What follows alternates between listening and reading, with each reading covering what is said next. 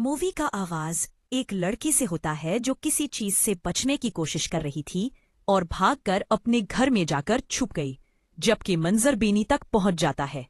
बेनी काफी परेशान लग रहा था, जैसे वो किसी बड़े सदमे में था।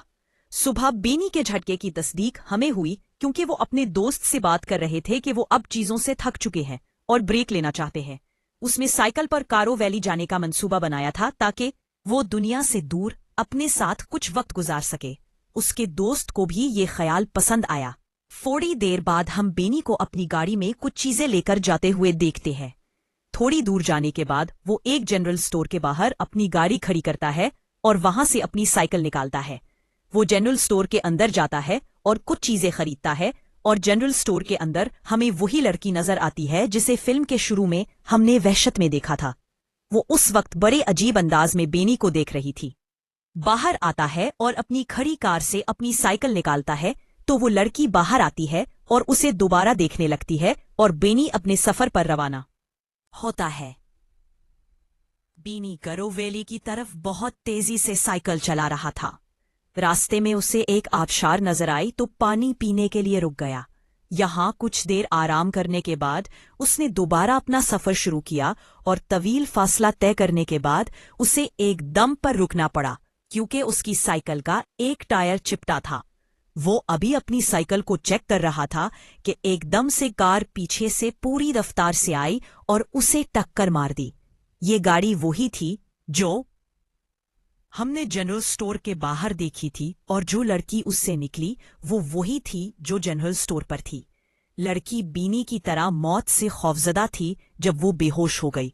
उसने पहले उसके दिल की धड़कन सुनी और जब उसे यकीन हो गया कि बेनी जिंदा है तो वो उसे अपनी गाड़ी में बिठाकर ले गए।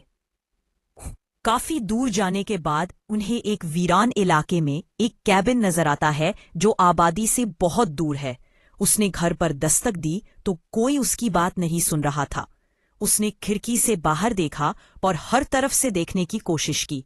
जब उसे यकीन हो गया कि इस वक्त अंदर कोई नहीं है तो वो खुद ही खिड़की तोड़कर घर के अंदर चली गई। घर की हर चीज पर धूल भरी हुई थी, जिससे साफ जाहिर होता था कि यहाँ रहने वाले काफी अरसे से यहाँ नहीं आए हैं और शायद अभी वापस ना आए। अब वो मंजर कुछ देर बाद दिखाया गया है जब बेनी को अपने कैबिन के अंदर दोबारा होश आता है। उसका बाजू और सर बुरी तरह जख्मी था और उसके सर में इतना दर्द था कि खड़ा होने के काबिल नहीं था।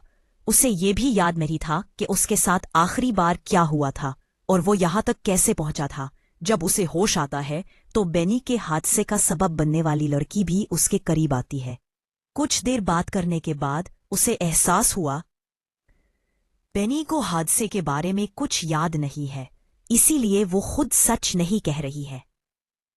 जब मैं उससे पूछता हूं कि मैं यहाँ कैसे पहुंचा तो वो झूठ बोलती है कि मैंने आपको रास्ते में बेहोश पाया और मैंने आपको उठाया और यहाँ से करीब अपने चचा के पेंट हाउस में ले आया। मैं उससे कहता हूं कि तुम्हें एम्बुलेंस बुलानी चाहिए थी, देखो मेरा बाजू कितनी बुरी तरह जख्मी है। तो ये सुनकर लड़की इनकार कर देती है और कहती है कि इस वक्त हम क्रो वैली के अंदर हैं और काफी दिनों से क्रो वैली में कोई सर्विस नहीं है। बेनी को बहुत तकलीफ थी, इसलिए बेनी ने लड़की से इसकी मदद करने को कहा। हालांकि लड़की डॉक्टर भी नहीं थी, लेकिन बेनी की बात सुनकर इसने बेनी का हाथ और उसकी हड्डियां खींच ली, जिसके बाद उसने बेनी की पट्टी बांधी और किचन में आ गई। वो खौफजदा थी, उसके दिमाग में अजीब सी आवाजें गूंज रही थीं और अचानक सारा मंजर फ्लैशबैक में चला गया जहां हमने देखा कि ये लड़की अपनी मां से लड़ रही है। जैसे ही वो खिड़की के पास जाती है उसे खिड़की के दूसरी तरफ से एक खौफनाक अंदराज नजर आता है जिसे देखकर वो मजीद खौफजदा हो जाती है। ठीक है, मनाजिर हाल में वापस आते हैं और ये लड़की खाना पकाने लगती है। इसी दौरान बेनी यहाँ आता है और इस लड़की से पहली बार उसका नाम पूछता है। ये लड़की अपना नाम ग्रेटा बताती है। वो ग्रेटा से शर्मा रहा था क्योंकि ग्रेटा उसके लिए बहुत कुछ कर रही थी, लेकिन ग्रेटा ने कहा कि ये ठीक है, ये सब मेरा फर्ज है। वो इस वक्त उसे खाना भी पेश करती है। फाइनली खाने के बाद बेनी ने ग्रेटा से कहा कि उसे अस्पताल जाना है, जिस पर ग्रेटा ने जवाब दिया कि अस्पताल बहुत दूर है और मेरे पास अपनी गाड़ी भी नहीं है। यहाँ तक कि मैंने आपको यहाँ लाने के लिए किसी से मदद ली। ये लोग बातें करते रहते हैं और अचानक ग्रेटा को फिर से अपना माजी याद आने लगता है। हमें फ्लैशबैक में दिखाया गया है कि ग्रेटा बहुत अफसुर्दा है क्योंकि वो डिप्रेशन का शिकार है।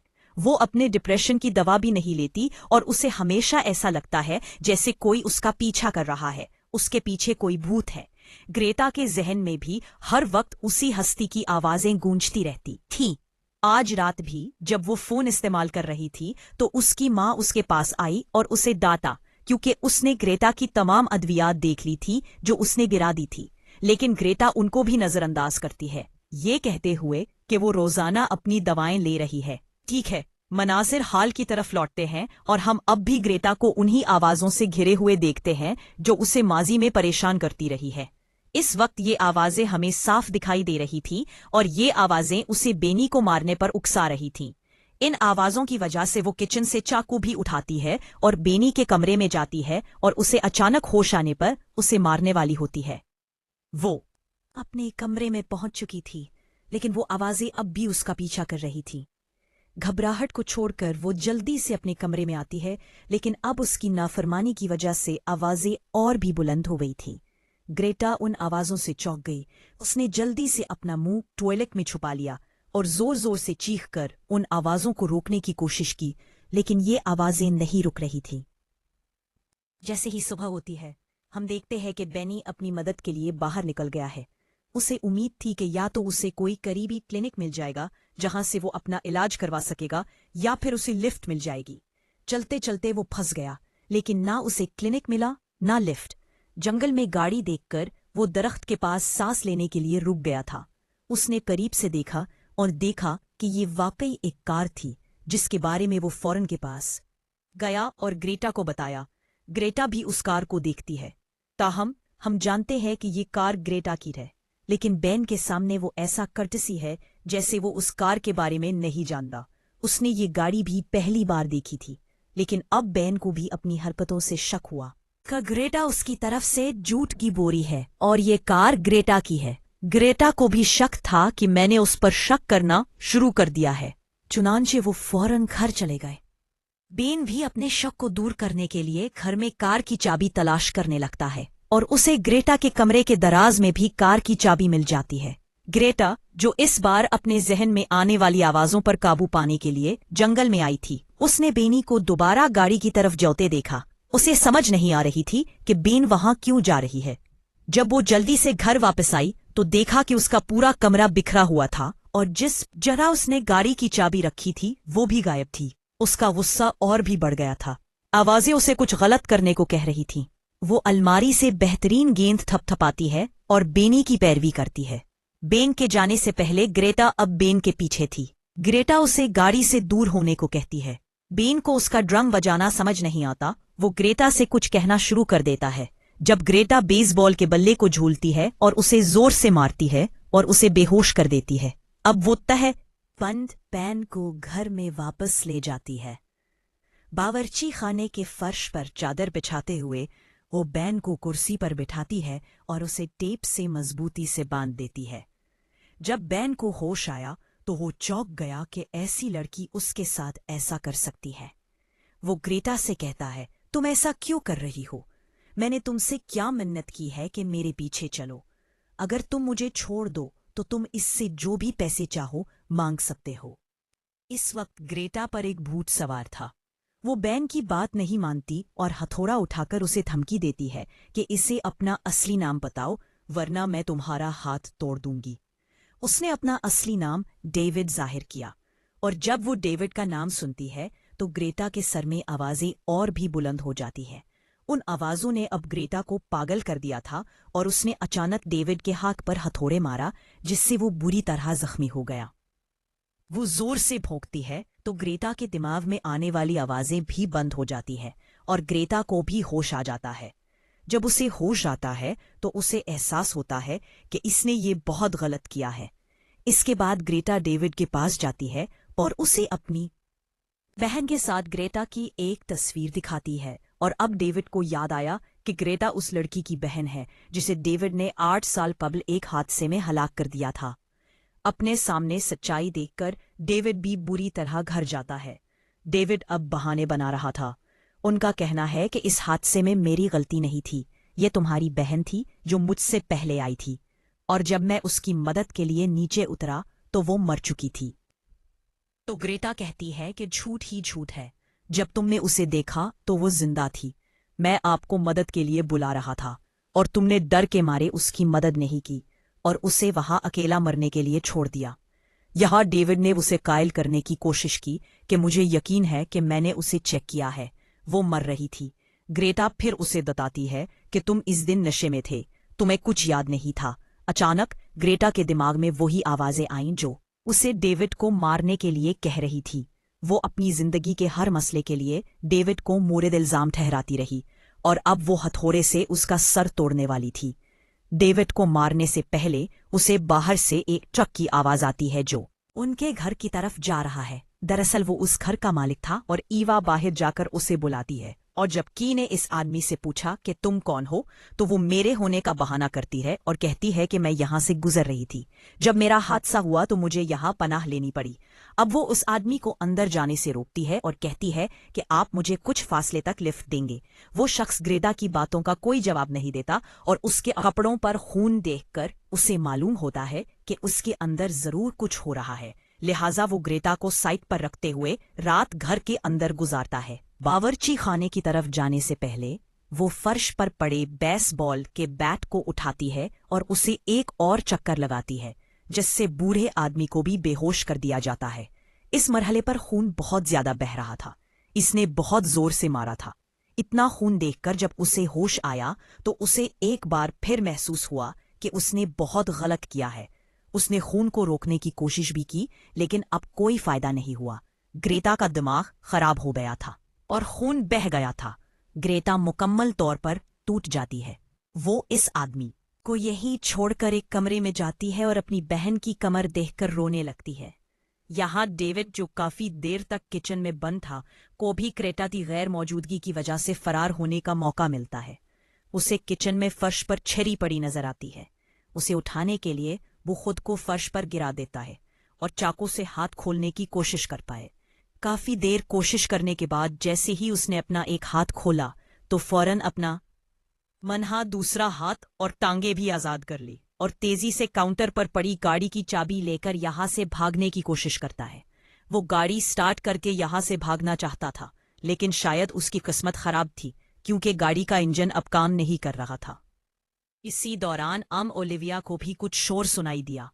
उसने खामोशी से देखा कि डेविड वहां नहीं है, तो वो डेविड को पकड़ने के लिए कार की तरफ आई, क्योंकि वो जानती थी कि डेविड गाड़ी लेकर भाग जाएगा। डेविड भी तेजी से कार से बाहर निकलता है और जंगल में भागने की आवाज सुनकर छुप जाता है।